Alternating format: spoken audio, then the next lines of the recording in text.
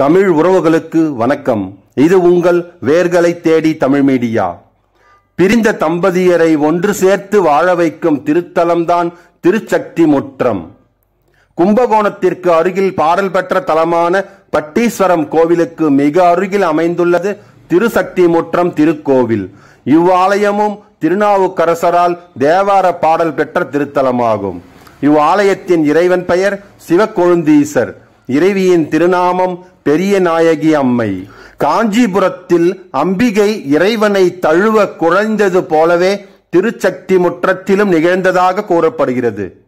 சிவபெருமான் ஒருமுறை அம்பிகையை பூலோகத்தில் இத்தலத்தில் தம்மை பூஜை செய்யுமாறு பணித்திருக்கிறார். அம்பிகையும் இத்தலத்திற்கு வந்து காவிரி கரையில் ஒரு லிங்கத்தை ஸ்தாபித்து பூஜை செய்து வந்திருக்கிறார்.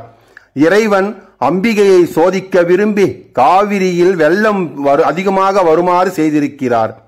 ஆற்று வெள்ளம் இந்த லிங்கத்தை அடித்து சென்று விடுமோ என்று அஞ்சிய அம்பிகை இறைவனை ஆற தழுவியிருக்கிறார். இறைவன் உடனே அம்பிகைக்கு காட்சி கொடுத்து அம்மையை தழுவ குழைந்திருக்கிறார். சக்தி இறைவனை தழுவ குழைந்ததால் இத்தலம் திருச்சக்தி முற்றம் என்று அழைக்கப்படுகிறது.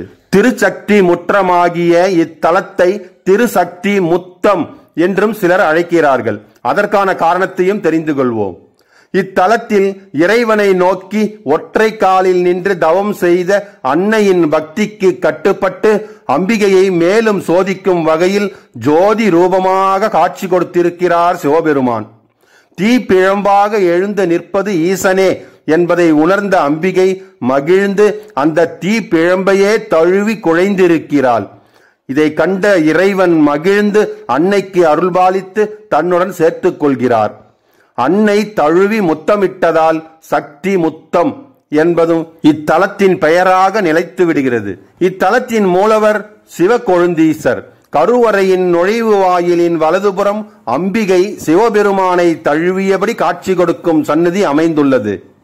அம்பாள் ஒற்றை காலை தரையில் ஊன்றி மற்றொரு காலை ஆவுடையாரின் மீது மடக்கி வைத்து தன் இரு கைகளாலும் சிவலிங்கத்தை தழுவி நிற்கும் இந்த திருக்கோலம் வேறு எந்த ஆலயத்திலும் காண முடியாத சிறப்பாகும். விதிவசத்தால் பிரிந்து வாழ்ந்து வரும் தம்பதியர் தழுவ குழைந்த அன்னைக்கும் இத்தலத்து ஈசனுக்கும் சிறப்பு பூஜை செய்து வழிபடுகிறார்கள். கணவன் மனைவி உறவு பலப்படவும் பிரிந்திருக்கும் தம்பதியர் கூடி வாழவும் இத்தல இறைவனையும் இறைவியையும் வழிபட உடனடியான பலன் கிடைக்கிறது என்பது பலனடைந்த பக்தர்களின் அசைக்க முடியாத நம்பிக்கையாக உள்ளது. இந்த ஆலயம் கிழக்கு நோக்கிய 5 நிலை ராஜகோபுரத்துடன் கம்பீரமாக காட்சியளிக்கிறது. கோபுர வாயிலில் வல்லப கணபதி காட்சியளிக்கிறார். முதல் கோபுர வாயிலை கடந்து உள்ளே சென்றால் பெரிய வெளிப்பிரகாரத்தை காணலாம். அடுத்து உள்ள 2வது கோபுர வாயிலில் விநாயகர், முருகன் ஆகியோரின் சந்நிதிகள் அமைந்துள்ளன. கருவறையில் மூலவர் சிவக்கொழுந்தீசர் சுயம்பு மூர்த்தியாக கிழக்கு நோக்கி காட்சியளிக்கிறார். அவருடைய லிங்க திருமேனியில் 3 சுடர்கள் புடைத்து தெரிகிறது. நம் கண்ணுக்கு தெரியவில்லை என்றால் குருக்களிடம் கேட்டால் தீபாராதனை வெளிச்சத்தில் நமக்கு அவர் காட்டுவார் இந்த தழும்புகளை. சுவாமி சந்நிதியின் பிரகாரத்தில் உள்ள பைரவர் சந்நிதியில் பைரவர் நிஜமாகவே ஒரு ஆள் உயரத்திற்கு நின்று கொண்டிருக்கிறார். கண்ணையும் கருத்தையும் கவரும் அழகு வாய்ந்த சிற்பம் இந்த பைரவர் சிற்பம். மற்ற கோவில்களில் சிறு சிற்பமாக காணப்படும் காவல் தெய்வமான பைரவர் இங்கே நிஜமான ஒரு ஆள் போல காட்சியளிக்கிறார். இத்தலத்து அன்னை பெரிய நாயகியாக தெற்கு நோக்கி அருள்பாலித்து வருகிறார். இங்கு நடராஜர் மற்றும் சரபேசர் ஆகியோரின் சந்நிதிகளும் பார்க்க வேண்டியவையாகும். உட்பிரகாரத்தில் தல விநாயகர், சோமாஸ்கந்தர், ஆறுமுகர், கஜலட்சுமி ஆகியோரும் எழுந்தருளி அருளாசி புரிந்து வருகிறார்கள். இத்தலத்தில் இந்த தலத்தில் உள்ள முருகப்பெருமான் அருணகிரிநாதரால் திருப்புகழில் பாடப்பெற்றுள்ளார். முருகப்பெருமான் 6 திருமுகமும் 12 திருக்கரங்களும் கொண்டு வள்ளி தெய்வானை சமேதராக மயில் மீது அமர்ந்த கோலத்தில் கிழக்கு நோக்கி எழுந்தருளியுள்ளார். இத்தலத்தின் பெயரிலேயே சக்தி இருப்பதால் இத்தலம் சக்தி வாய்ந்த தலமாக விளங்கி வருகிறது.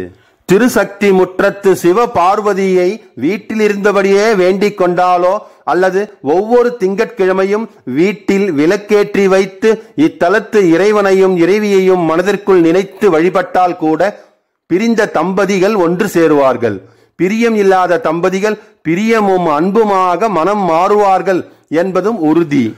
சமயக்குறவர் நால்வருள் ஒருவரான திருநாவுக்கரசர் இத்தலத்தில் தங்கி ஆலய திருப்பணி செய்து கொண்டு இறைவனை வணங்கி தொழுது வந்திருக்கிறார். ஒரு நாள் திருநாவுக்கரசர் இறைவனை விழுந்து வணங்கி இறைவன் திருப்பாதங்களை தன் தலைமேல் வைத்து அருள வேண்டும் என்று பதிகம் பாடி வேண்டுகோள் வைத்தார்.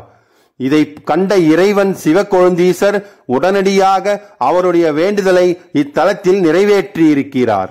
திருநாவுக்கரசர் மற்றும் திருஞான சம்பந்தரால் தேவார பாடல் பெற்ற 274 சிவாலயங்களுள் இத்தலம் 85வது சிவதலமாகும்.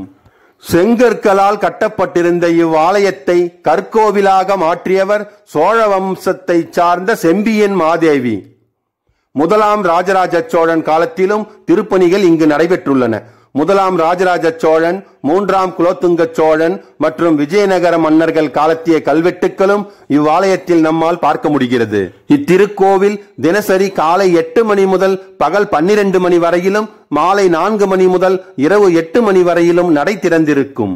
பிரிந்த தம்பதியரை ஒன்று சேர்க்கும் தலமாகவும் திருமண வரமளிக்கும் திருத்தலமாகவும் இருக்கும் திருச்சக்தி முற்றம் திருக்கோவில் பற்றிய தகவல்களை உங்களுக்கு வழங்கிய மகிழ்ச்சியில் விடைபெறுகிறேன். இந்த காணொளி உங்களுக்கு பிடித்திருந்தால் லைக் பண்ணுங்க, ஷேர் பண்ணுங்க, மறக்காம உங்கள் கருத்துக்களை கமெண்ட் பாக்ஸ்ல கமெண்ட் பண்ணுங்க. நன்றி, வணக்கம்.